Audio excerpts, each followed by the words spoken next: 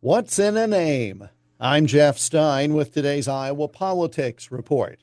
Newspapers and later broadcast and online operations have long operated by using style books, reference manuals to lead to greater consistency.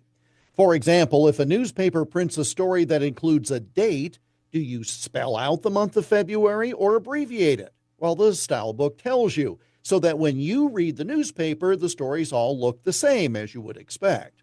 Large newspapers or companies that publish many papers used to develop their own style books, but in more recent times, we've relied on the ones written by wire services. Formerly UPI, now AP, the Associated Press, the last remaining wire service of any size.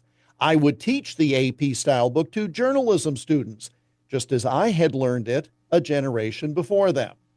KXEL dropped its AP affiliation a couple of years ago due to cost and what we thought was lack of relevance. We weren't using it very much because we had reason to distrust some of the reporting, or at least the phrasing used in stories, but AP is still used by a large number of media outlets. About 5 years ago, in the aftermath of the George Floyd death, the AP decreed that a change in the style book was necessary, capitalizing the first letter in the word black to refer to a race. However, the first letter in the word white would not be capitalized.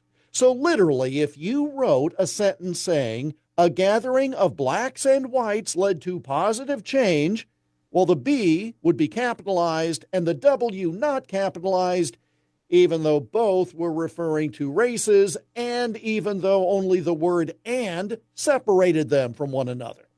That didn't seem right to me, so I declined, then and now, to follow that rule. President Trump issued a valid and legal executive order, changing the name of a certain body of water which touches the U.S. in a variety of places, calling it the Gulf of America instead of the Gulf of Mexico. Now, whether you think that's silly or not is not the point. It was a legal and valid change, recognized now by even Google Maps, for whatever that's worth. The Associated Press, though, has declined to make the change and continues to report on the area as being the Gulf of Mexico, all of which earned the AP reporter a stiff arm when the reporter tried to go to the Oval Office with other reporters this week. The AP reporter was blocked because the White House said that access to the building and the president was a privilege, not a right, and those who failed to report accurately on the administration would be reporting from afar in the future. Now, not all reporters were blocked, mind you, just that one. And the White House press office is right. Covering the president is not a right guaranteed to every journalist or news organization. I've always bristled that when the AP said to do it a certain way, that was the law. I've come across many examples over time of that. When a president issues an executive order, though, that does have the force and effect of law. So who is the most credible source in this situation? The AP with its preference, or the document with the effect of law?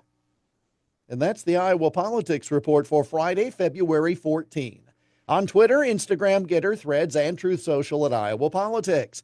I'm Jeff Stein on News Talk 1540 KXEL.